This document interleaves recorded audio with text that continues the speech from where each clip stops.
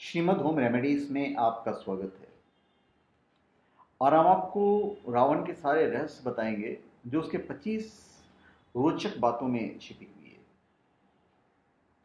रावण तो सिर्फ एक है दुनिया में और इस नाम का कोई दूसरा व्यक्ति नहीं है और ना तो होगा। राम तो बहुत मिल जाएंगे लेकिन रावण नहीं मिलेगा। राजा धीराज लंकापति महाराज रावण को दशानन भी कहते हैं रावण लंका का तमिल राजा था। सभी ग्रंथों को छोड़कर वाल्मीकि द्वारा लिखित रामायण महाकाव्य में रावण का सबसे प्रमाणिक इतिहास मिलता है। तो चलिए उसके जो रोचक तथ्य हैं वो हम आपको बताने जा रहे हैं।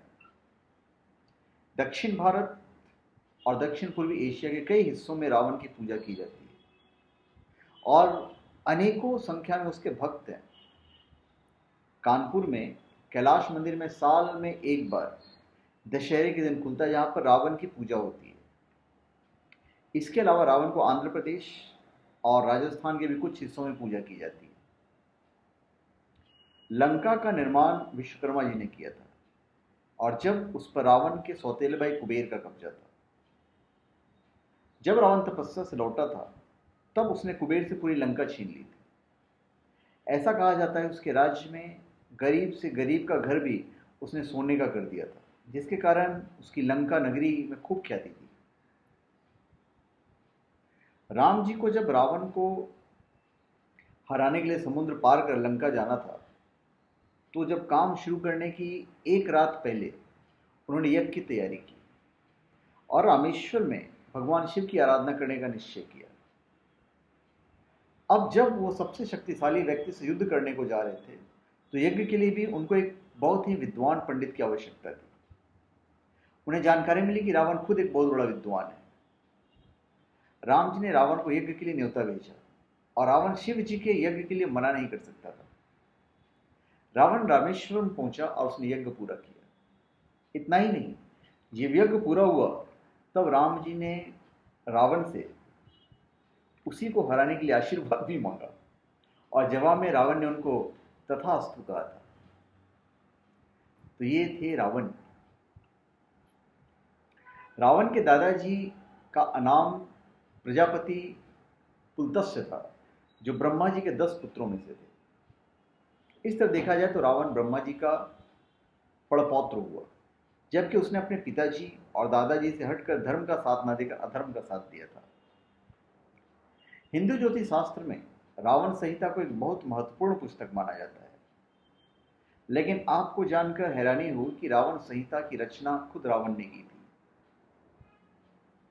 रामायण में एक जगह यह भी बताया गया है कि रावण ने भगवान राम के लिए यज्ञ किया था। वह यज्ञ करना रावण के लिए बहुत जरूरी था क्योंकि लंका तक पहुंचने के लिए जब राम जी की सेना ने पुल बनाना शुरू किया था तब शिव जी का आशीर्वाद पाने से पहले उसको राम जी की आराधना करनी पड़ी थी। रावण तीनों लोकों का स्वामी था और उसने न केवल इंद्रलोक बल्कि भूलोक को भी बड़े हिस्से को अपने असुरों की ताकत बढ़ाने के लिए कब्जा कर लिया था। रावण अपने समय का सबसे बड़ा विद्वान माना जाता था और रामायण में बताया गया है कि जब रावण मृत्युशैया पर लेटा हुआ था तब राम जी ने खुद लक्ष्मण को उसके पास जाने के लिए कहा था और ज्ञान अर्जित करने के लिए कहा था ताकि वो मरने से पहले उनको राजपाट चलाने और नियंत्रण के अपना गुर सिखा सके। रावण के कुछ चित्रों में आपने उनको वीणा बजाते हुए देखा होगा। एक पौराणिक कथा के अनुसार रावण को संगीत का बहुत बड़ा शौक था और वीणा बजाने बहुत माहिर था। ऐसा कहा जाता है कि रावण वीणा इतनी मधुर बजाता था कि देवता भी उसकी संगीत सुनने के लिए धरती पर आ जाते थे। ऐसा माना जाता है कि रावण इतना शक्तिशाली था कि उसने नवग्रहों को अपने अधिकार में ले लिया था। कथाओं में बताया जाता है कि जब मेघनाथ का जन्म हुआ था तब रावण ने ग्रहों को 11वें स्थान पर रहने को कहा था ताकि उसे अमरता मिल सके, लेकिन शनिदेव ने ऐसा करने से मना कर दिया था और 12वें स्थान पर विराजमान हो गए। रावण इससे इतना नाराज हुआ कि उसे शनिदेव पर आक्रमण कर दिया था और यहां तक कि कुछ समय के लिए बंदी भी बना लिया था। रावण ये जानता था कि उसकी मौत विष्णु के अवतार के हाथों लिखी हुई है और यह भी जानता था कि विष्णु के हाथों मरने से उसका मोक्ष की प्राप्ति होगी। और उसका असुर रूप का विनाश होगा। आप सबने हमने रावण की 10 सिरों की कहानियां सुनी होगी।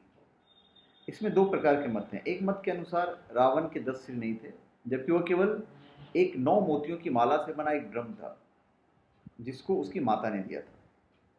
दूसरे मत के अनुसार जो प्रचलित है कि जब रावण शिव जी को प्रसन्न करने के लिए घोर तप कर रहा था, तब रावण ने खुद अपने सिर को धड़ से अलग कर दिया था। जब शिव जी ने उसकी भक्ति देखी तो उसे प्रसन्न होकर हर टुकड़े से एक सिर बना दिया था, जो उसके 10 सर थे। शिव जी ने ही रावण को रावण नाम दिया था। ऐसी कथाओं में बताया जाता है कि रावण शिव जी को कैलाश से लंका ले जाना चाहता था, लेकिन शिव जी राजी नहीं थे, तो उसने पर्वत को उठाने का प्रयास किया। इसलिए शिव जी ने अपना एक पैर कैलाश पर्वत पर रख दिया, जिससे रावण की उंगली दब गई और दर्द के मारे चिल्लाना शुरू कर दिया। लेकिन शिव जी की ताकत को देखते हुए उसने शिव तांडव किया था।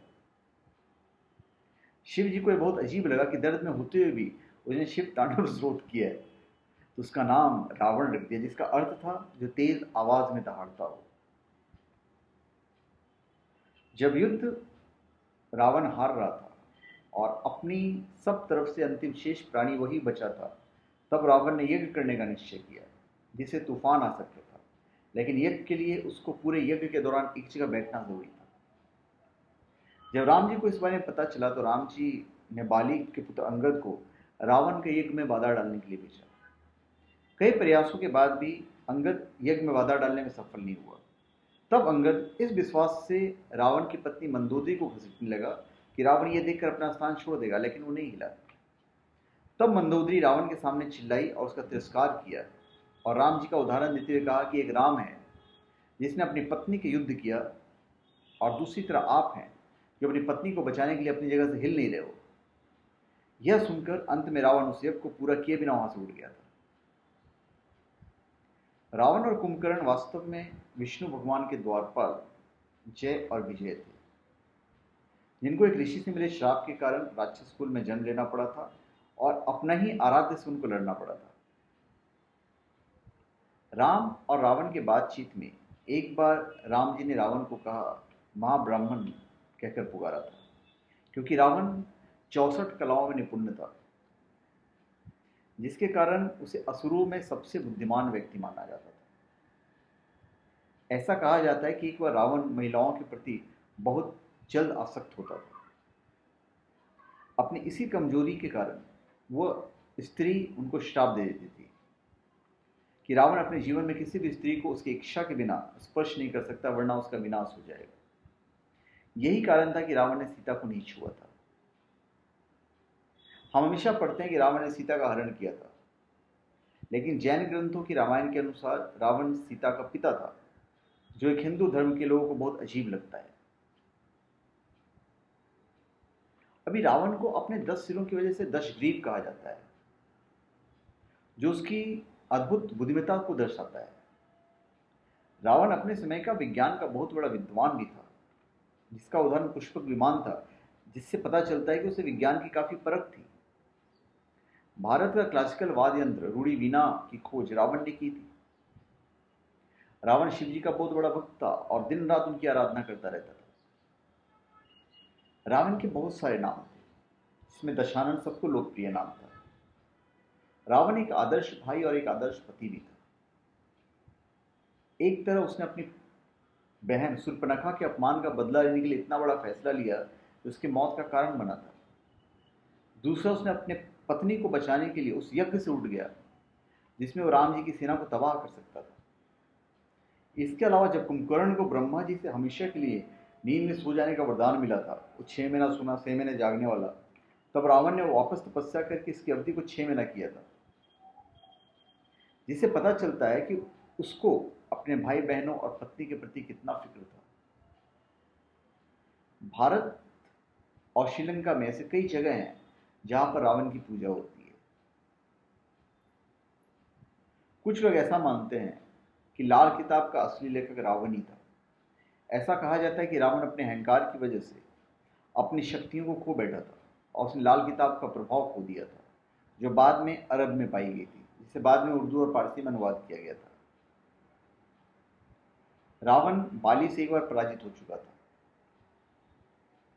बाली को सूर्यदेव का आशीर्वाद प्राप्त था और रावण शिव जी से मिले वरदान के अहंकार से बाली को चुनौती दे बैठा। बाली ने शुरुआत में ध्यान नहीं दिया, लेकिन रावण ने जब उसको परेशान किया तो बाली ने रावण के सिर को अपनी भुजाओं में दबा लिया और उड़ने लगा। उसने रावण को 6 महीने बाद ही छोड़ा ताकि वो सबक सीख सके।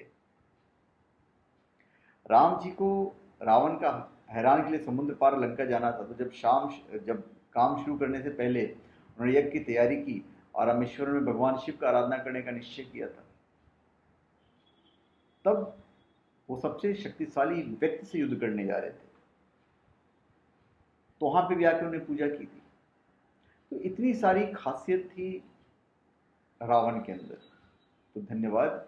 आप हमारे चैनल पे सब्सक्राइब करें और अपने कमेंट दीजिए। धन्यवाद।